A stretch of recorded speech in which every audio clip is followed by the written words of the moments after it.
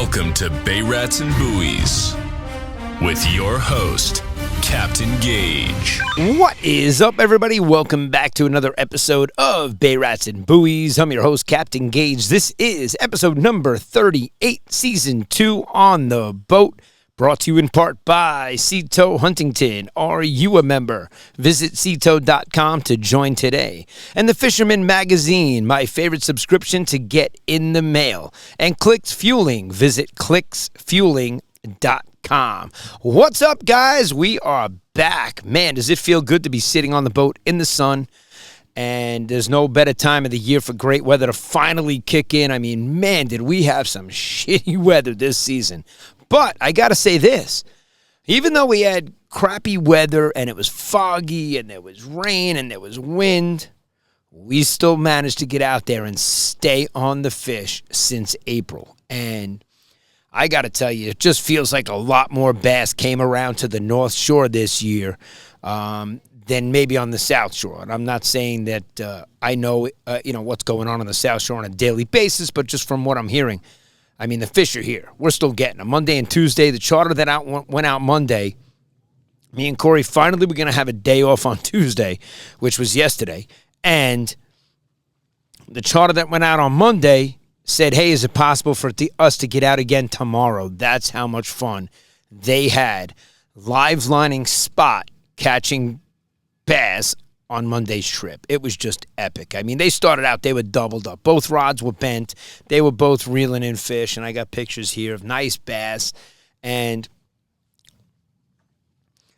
for us, there's nothing better. We all love the top water action, right? The top water action, watching the fish explode, chasing it, missing it, hitting it again, coming back for it, the follower, all of that goes on with the top water action. We love that as far as anglers are concerned. I know that's, probably the best fishing for us when we see the explosions. But when you get on them and you mark them, I mean, and the screenshots that I have, like last week, I looked for the screenshot of the wreck. I told you we were over a wreck. I took a beautiful screenshot. I had the wrong USB stick at home with me. I left the one in the unit here. So maybe if I can find that, if that screenshot of the wreck is on this USB stick, I got to remember to take it out of the back of the unit today. The screenshot was floor to the top of the water column, as wide as the screen is, bass stacked up, and the minute you put down live spot, the rods were bent. It was almost instantaneous. It never took more than a minute or two. And we weren't anchored. We were just drifting right over them. So it was so much fun when that's happening. On light tackle, too, There's one rod on the boat that has an avet on it that's a little bit of a bigger avet. It's not the SJX, it's the MX version, and that might have a little bit of a heavier rod. It's a short star rod. And even that was bent in half on the first fish. And we have great video footage of it here. I mean, the fish was almost ripping it out of her hands. And that's just, for us, that's a lot of fun. So when you can get on the fish and drop down live bait this time of the year, that's your best option. Just like the guy that won the tournament, Eric. Great job, Eric, and Mike and Andrew. You guys did great that day because you put out the buffet. You had live bunker, you had live spot, you had live porgy, you had chunks of porgy, chunks of bunker, chunks of spot. You had everything out. You had the full buffet out. And even you were able to say what they were hitting and what they weren't hitting. And so that's what me and Kory love going out and doing, seeing what's really going to be effective. So on Monday, when it was really effective, Tuesday, when we went out with the same bait, and boom, it was almost instantaneous to us getting on them. And you got to go out there and do different things. So if you're stuck in your ways, a lot of guys write to me, and I see posts on Facebook. One was recently funny saying, I'm switching back to J hooks. These circle hooks keep getting gut hooked, and they're swallowing it. And you're probably doing something wrong if that's happening,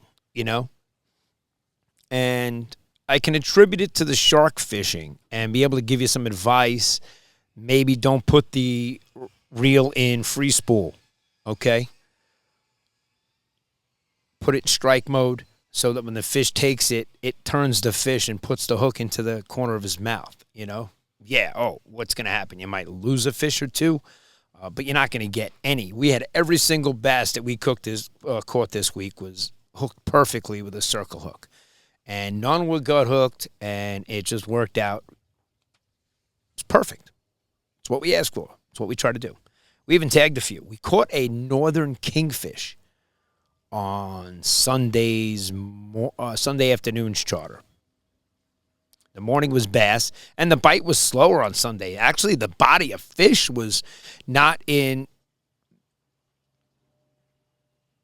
their area where we find them. So you have to move because the fish are moving, and then you find them. But we didn't see big bodies of fish on Sunday. Monday, we saw much bigger bodies of fish in multiple areas, and, they're moving around. Water temperature finally heated up out there. The highest we saw it was 72.8. It was 72. It was, just under 73 degrees out there in the Sound. But what's crazy is we were out there every day, and we watched it go from 66 on Friday to 73 degrees in certain areas. So it was like, what a fluctuation in temperature. And, that definitely affects the bite. Now, remember, the boat is reading surface temperature, so it's going to fluctuate. Somebody could piss off the side of the boat and change the temperature out there. And we joke about that. Anyway, I got to say a thank you to George and Teddy, too, because, for the tournament, I wanted a specific brand shirt, okay? And I was very adamant about getting that specific brand, and this is it. Super comfortable. I love the actual shirt itself. So without my logo and logos and whatnot after the fact, the shirt itself is just super cool. Even on the hottest days out there, I don't feel like it's sticking to my back where the logo is and, all that fun stuff like cotton shirts and the other PF fishing shirts, the Columbias and the UPF 50s and all those fun shirts. I actually love this material.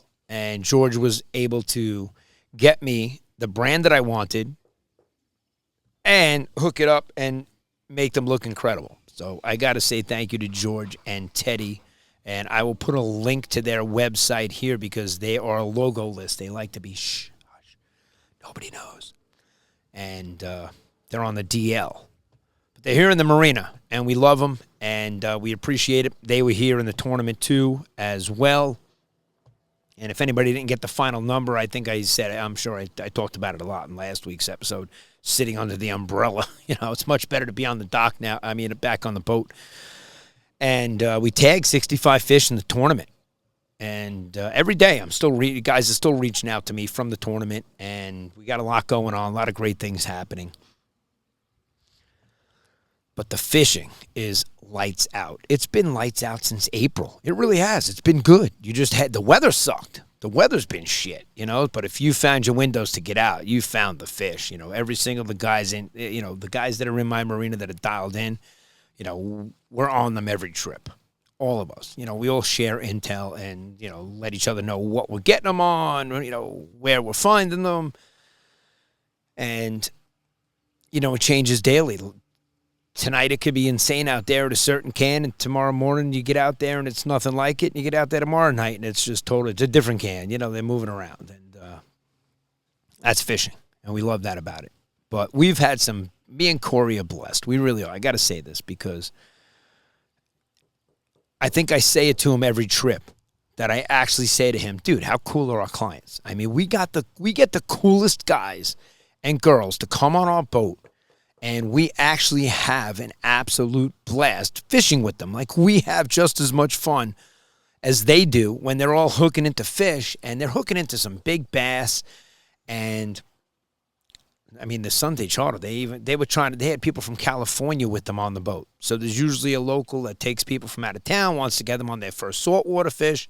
So they caught multiple species, and you can imagine what it's like when you catch your first sea robin. We only caught 2 or 3 of them, maybe 4. Bottom fishing the whole Sunday afternoon trip, but it was a ton of fluke, and there was a northern kingfish in the mix, which was really cool because we love catching different species, and that was just nice to add to the list. Last year it was a lizard fish, so we got a lizard fish last year and a northern kingfish this year, And it's just always fun when that happens, especially for photographs for the kids that are on the boat. He's holding the puffer fish. I'll show you in some pictures here. And again, guys, I always say I'm going to put something up on the screen, and if I don't, because I couldn't find the goddamn picture. Like last week, I didn't take the USB out of the thing for the wreck that I wanted to show you guys. So that happens. Like I said, it's unscripted, and this is raw, and I do not edit any of the videos. So if I screw up, I keep the video rolling, okay? Whether it's 35 minutes, 40 minutes, it's a one-shot clip of the video rolling, and the only editing that I'm doing, I go back and I listen to every word that I say, and I try to match up some B-roll to put it on the screen so that you can see some of the stuff that we're talking about. And we videotape everything out here. We try to get it. You know, we try to capture some of the great moments out here. And there are some fun, I mean, we have some fun stories. We've made some great friends over the years, me and Kory. Guys keep coming back every year. They come out multiple times. They have great things to say, and we really appreciate it. But that's a testament to us taking what we do seriously and to another level. And until you come out and experience it, you won't know what level that is and what we do. You know, we show you the videos, but we're not showing you a lot of the laughs that are going on in the background. And, you know, that's private between us and the clients and the fun stuff that goes on. We have a blast on this boat. We really do. And we're blessed. We love what we do. We're very passionate about it. We love getting you guys out there and get you on fish. So I love talking to all the guys, even whether it's at the fuel dock, you know. And I got to always thank Rich and the guys over there, Rich and Will at Windcoat. You got Shannon, you got Cameron, you got a whole great staff of guys over there, guys and girls. And they run a great fuel dock, very consistent. You know, just like High Hook runs a great shop. He's very consistent. We love that he's there at 6 a.m. in the morning, and he's got, you know, everything we need. And because we start early. We start early. Me and Kory are down here, and, you know, when we do full days, we're out here 14 hours sometimes. We're on the water a long time.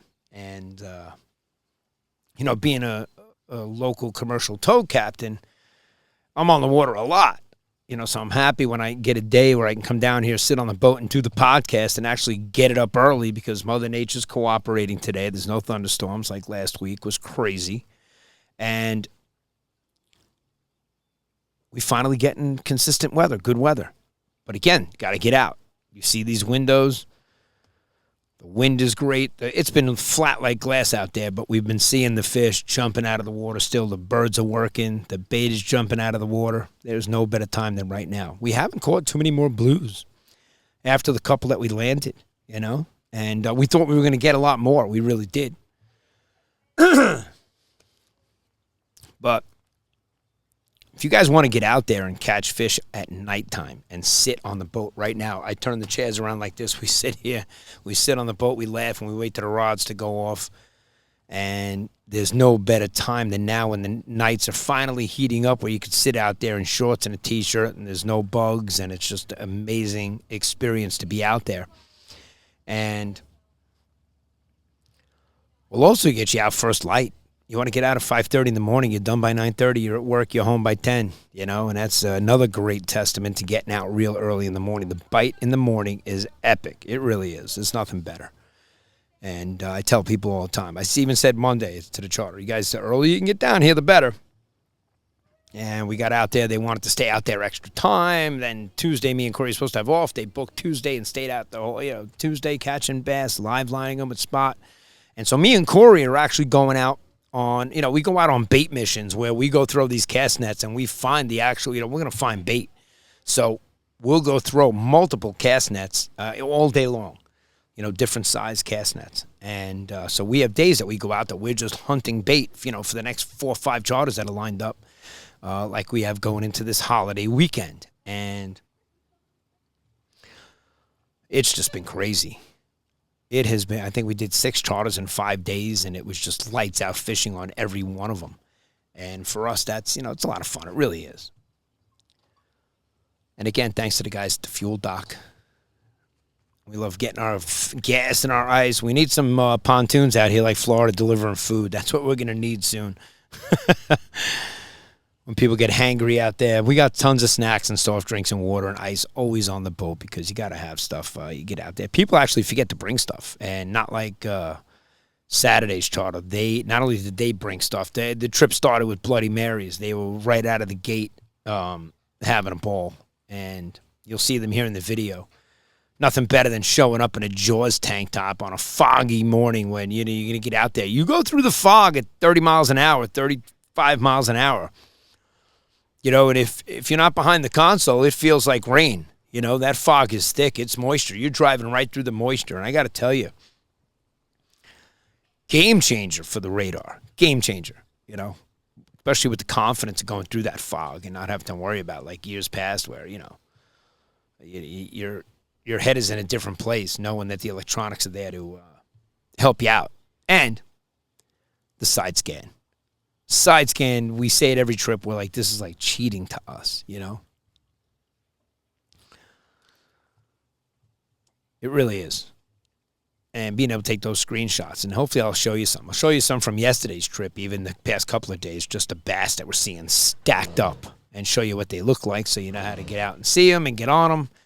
And I'm telling you now, this is the time of the year that you want to drop chunks and you want to live line and get into these fish with bait. You really do. Everybody's saying it. Everybody. They're very finicky. And they're not finicky. They're finicky to the artificials because there was so much bait in the water, and that's what they're feeding on. And so if you're having a problem with them being finicky, you might want to switch it up, because I had guys write to me saying that they've thrown everything at them, tubes and, trolling and doing everything, and they mojos and everything you can possibly throw at them. And they were getting nothing. And here we are posting pictures of people holding up fish on every single trip. And these days we get out there, we troll with our charters. Here, I'm going to show you Saturday's charter. These guys were awesome, and what a ton of fun we had. We really did. It's great when we have guys on the boat that never caught striped bass and you put them on a big fish. And we love all 4 of our Tony Maja rods this year. We love them. And, not only is it a great connection to have because, for years we tried getting them and they were just out of stock, and now everything's back in stock thanks to Tony Maja products. And, I got to thank all those guys for sharing the tournament video, which is epic. We really appreciate it, which I'm still editing the footage from everybody that sent in the footage from the tournament that day. We've had so many charters. I haven't had time to sit down at the computer. I'm going to be lucky to sit down today and get the podcast out. And coming into the holiday weekend, and again, it kicks off tomorrow with more charters. And it just, going into this holiday weekend, it's going to be busy. And then during the week, there's been charters every day. So if you guys want to get out there, we're the guys you can call and say, hey, can we get out on next Wednesday? We'll get you out. You want to get out next Thursday, you just give us a call. Can we get out tomorrow?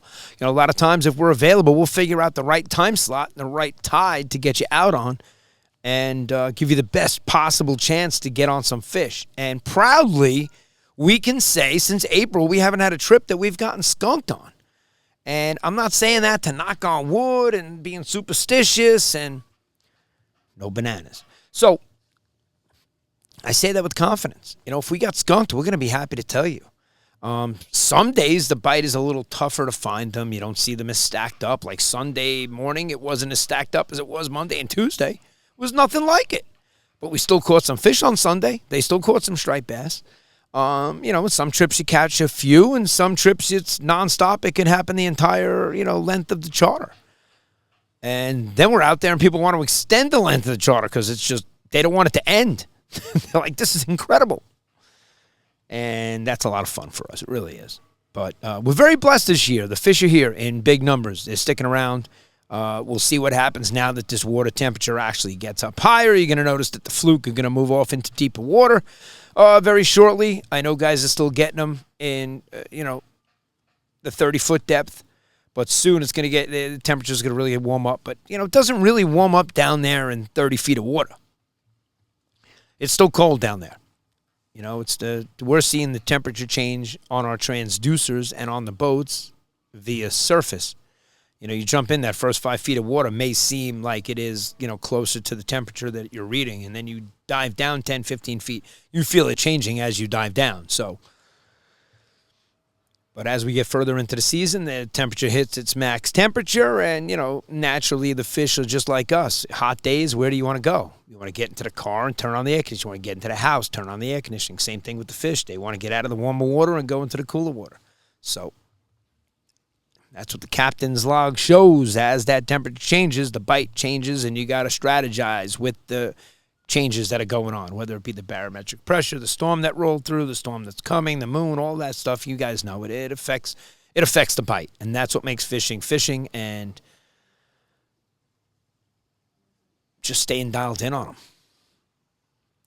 What else can I give you advice besides the live line and getting out there? I mean, you definitely have to use the circle hook, so you don't have a choice. This guy's posted something saying that they were swallowing everything.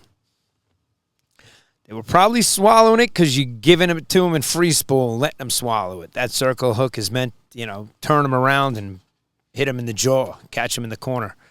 And you want to keep that reel in strike mode. You'll probably have a much better hookup than as if you're using your fish finder rig with an open spool, letting them just run and thinking you're going to set it, which we've done both. We've been testing and running both.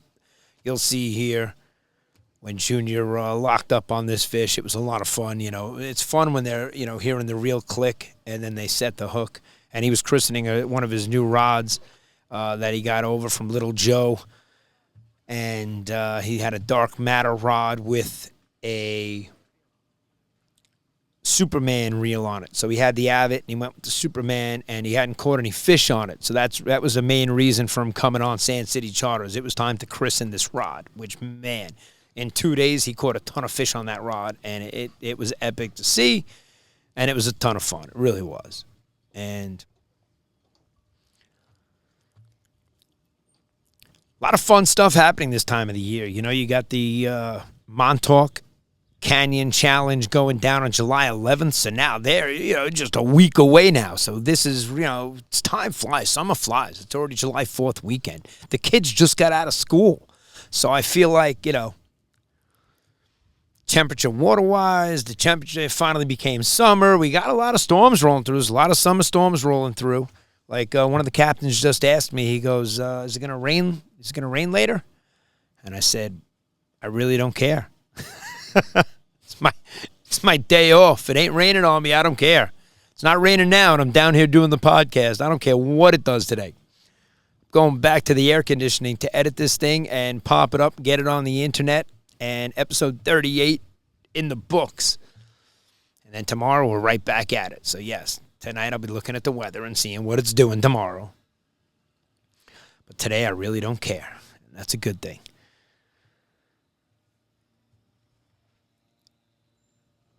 But I hope they get good weather the following week, that 18th to the 19th for the Montauk Canyon Challenge. I really do. You got a 38-hour window to make your run out there and get on your fish. I'm excited to, be gearing up. Thank God I have a very small, light setup. I'm totally mobile. I'm not even plugged into shore power right now with this setup. And I could plug out in the middle of the sound and go plug in and do the podcast from there. So I'm excited to get out there with Chris Squeary and do this podcasting for the Montauk Canyon Challenge. And you guys can head over to that MontaukCanyonChallenge.com if you want to get your boat registered and involved. Now's the time to do so. I don't know when the cutoff date is. I'm not reading off of anything right here. Like I said, I am totally raw and unscripted. I love that. When I get down here and I sit down, I know I want to mention that we caught a northern kingfish. I want to shout out to George and Teddy and the gas stock and a whole bunch of the guys in town and people that hook us up and help us out. But again, I have no paperwork written down or anything to work off of. This is strictly, going off the cuff, which is not always the easiest thing to do. But for me, it's so much more natural than if I had to sit here and look at a teleprompter and read this or read anything. It wouldn't sound as natural as it does. And I think that's what makes Bay Rats and Buoys so authentic. And, you never know what you're going to get. You don't know where I'm going. And speaking of not knowing where you're going, Matt was down here, J&M Seafood, and, he talking about a window to get out. He's got no windows to get out. His window's open like that big, so he runs out. He's like, I'm going to get on him. And, of course, you don't even have to tell him He knows he's going out with live bait because that's the way to get him. Right now, that is the way to go. And I didn't get a chance to talk to him when he got off the boat and ran in yesterday. I actually was busy in the afternoon there. And I'll see how he did. But 4th of July weekend coming in, J&M Seafood is slammed and super busy with everybody's orders. So if you still have time and you want to get something for your 4th of July party, now's the time to head over there and go get it while they got it, because I'm sure it's not going to last long. That place is going to be empty. Ain't going to be anything left in there. So head on over to J&M Seafood. He was the grand prize sponsor of Bay Rats and Buoys' first annual Striped Bass Invitational, which was a huge success thanks to all the participants. I'll be seeing some of them tomorrow. We are going to organize a little get-together, post it just to go have some drinks and enjoy, guys. But again, I have been so busy that, we're actually going to do a weekly get-together with Bay Rats and Buoys fans, guys that want to come down and hang out and just shoot the shit with us and have a few drinks and laughs. We'll tell you where that's going to happen and where it's going to be each week. We'll pick a day, we'll pick an evening, and we'll head over to a couple of the different local places, show some support business-wise, bring some business to a few different places that, local, that we're friends with, that we could do the right thing by. And like I said, we'd like to keep it local and do the right thing by local shops and businesses. So,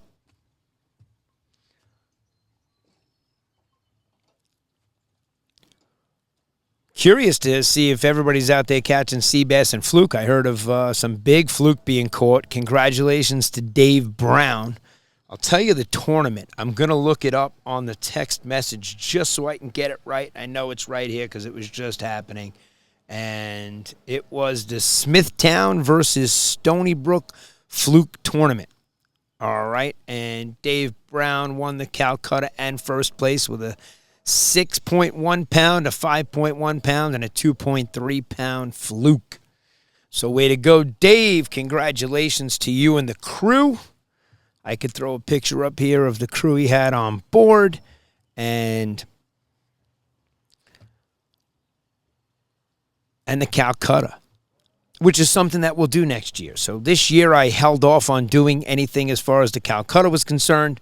It was the first year for the tournament. There was enough to do and enough to worry about that, next year, Bay Rats and Buoys, the second annual Striped Bass Invitational, will be a much improved tournament. And we know a lot of guys are already looking forward to it. It was for a great cause. That competition for conservation was one of the best things we've done in our area for sure. And tagging 65 fish, we all have something to be very proud of for our area and for the fishery and for the striped bass. So Sunday we actually caught some small ones, which were good to see that there were actually some dinks in the mix here because, man, everybody knows catching a slot fish was like catching a trophy. That catching overs was easy to do. And I am seeing a lot more sea lice on these fish now as they come up. You can see it in the photographs. And they're not as clean as the ones that you got earlier in the season. But the fact that they're still here and they're chewing and everybody's catching them on their trips and putting people on striped bass for the first time on multiple occasions, it's great to hear. It really is. It's an awesome fish to catch, ton of fun, and yet we all know that the bluefish is the best fighting fish that we have. It really is. We love catching them on light tackle. You got to see the rods I hand guys on my boat. I'm like, yeah, check this out. Hold this thing. And they're like, no way, And they can't believe they have the capability of reeling in a 40-inch fish on that rod, and it's so light, and it's so thin, and it's, so for us, we haven't even broken off. So everything we're using and doing has been working. And there's no 60-pound test on any of these things. We're doing it with light tackle. And testament to me and Kory just doing the right thing. By the fish, it doesn't take forever to fight the fish. We're getting them to the boat. We're netting them. We're unhooking them. We're letting them go. We're tagging them. And I know a lot of people learned how to tag fish from the tournament. And hopefully they're going to continue and contact raise, tag research, and do it on their own. because it is a lot of fun. And what's cool is you could tag any species. We caught winter flounder. We caught really small fish on the bottom fishing trip on Sunday afternoon. And, in small flukes, we tagged a small fluke, So we're tagging multiple species. We're not just tagging the striped bass. But we start out the season really, we focus on tagging the bass. And we've tagged hundreds of bass in the past couple of seasons. And only one got caught. A fish on May 17th came back. It was caught in the same area a month later. So it was, it never really left, which is kind of cool to see. At that intel to know that it didn't just take off and go and continue to migrate. Would it have been here all year until the fall run and then stay in the back bays and be a holdover fish? You don't know. So that's what's so cool about tagging so many different species. And, shout out to Eric. He just went out. I just saw Eric Hernandez head out on the Why Not. And that's the boat you want to take to the Montauk Canyon Challenge and the 380 Outrage. I know Kory's good buddy Joe. He goes out on that. That's the boat he uses to hit the Hudson Canyon and hit the different canyons to go fishing out there. Training has started. It's at this is the time of the year where people want to train. They want to train their kids. They want to go out with their kids. They want to learn, the family, the husband, the wife, the 14-year-old. They want to start teaching them how to dock the boat and do different stuff. So if anybody needs any training, you could always reach out. Head over to sandcitycharter.com. And you can contact me by filling out the form there. Or you could just shoot me a message via the phone number that's on the site. That's the best way to get in touch with me. Shoot me a text, shoot me a voicemail, fill out the form. And I know we got a bird close by. I hear him, which is pretty funny. Yesterday, one flew into the office. This guy's probably sitting right above me. He's close. You might even see him in the video. I'm not even going to look for him, but he's not above me, which is a good sign. But, yeah, we had a bird fly into the office yesterday. That was pretty wild. And it's the second one in like 2 weeks. Usually they land on the boat out in the middle of the sound. And it's always that small, little brown, yellow-looking one. I probably should have looked up the species because it happens more times than none that it happens out there. And, again, I didn't get to use the hockey stick gaff. I was hoping this week I definitely would have landed a couple of bluefish, especially with live bait down there. But no dogfish, no bluefish, handful of sea robins. So I got to say that was, pretty good with the little bycatch, little to none. And other than the northern kingfish, which is just a unique catch. I don't know if people catch those in our area or they don't. I really don't. But I know for us it was a unique fish to catch, just like when we landed a remora. I hadn't caught many of those in my area as well. So that's always fun. And it's great for people to see different species of fish, especially when they're bottom fishing. And that's it. It looks like we're finally getting our summer weather. I hope everybody's going to have a good, safe 4th of July. I'm sure everybody's planning for that now. The backyards are all cleaned up. Everybody's ready. The pool's ready. The food is coming. And hopefully everybody has a safe 4th of July. And we'll be back out there Monday, Tuesday, Wednesday, and next week on charters. If you guys want to get out there fishing, hit us up at sandcitycharter.com. You know how to get in touch with me. And if you need some training on your boat, let us know. Be happy to train you. This is the perfect time of the year for that. And we just had a little beep, beep, beep on the camera. So we are running a new GoPro. So there's a good chance that the recording might have stopped. We're back at it. And like I said, training this time of the year this is the best time of the year to train, work on close quarter maneuvering. You get down here in the morning, evening time. There's no wind. It's easy to teach you. And obviously we're going to teach you when there's different tides and different winds so that you learn in all conditions. And that's important, Learning how to dock your boat is, docking your boat is a modified crash. It's how fast you want to go, And teaching you how to stop the boat. A lot of guys just slamming in reverse, which is not the proper way to stop a boat. So this time of the year is the best time if you want to work on your boating skills. And there's guys here in my marina that are new to the area that now need to go out there and learn the area And they're intimidated to get out there because they don't know where to go. They want to go out and sit in the deeper water because they know they're safe there, but they don't know where to go on the shoreline. And we're always happy to teach people and take you out there and show you where the dangerous areas are so you can avoid those areas. And if you avoid them, you're not going to be in any trouble out there. You're not knocking your lower unit off or doing any damage to your boat. Can you still do damage to your boat and knock your lower unit off? Absolutely. But it's a lot less likely when you're trained and know the proper charting capabilities out there of where you should be and where you shouldn't be. Especially guys that shoot across to Connecticut. Even in the tournament, there's guys that went across on newer boats that shot across to Connecticut and, didn't feel safe in the area that they were. And let's just use Norwalk Islands as an example, where Stanford and Norwalk, there's rocks along the whole shoreline there. And if you go down the wrong channel or into the, an area with the wrong tide, you're going to do damage to your boat. And if you want to avoid that, no better time to learn than this time of the year. So what do you say, guys? Episode 38, nice and simple, keeping it easy in the heat. And on the boat, season 2, another episode in the books. But if you guys want to get out there and catch some fish, there's no better time than right now. They're still here. They're here, and we're still catching them.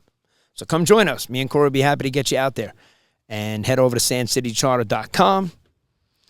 Wishing everybody bent rods, tight lines. I'll see you out on the water. That's how I close it out in my Fisherman Magazine fishing report that I do every week. I don't usually close it out like that on the podcast. Usually I'll say something along the lines of Captain Gaige signing off. Over and out.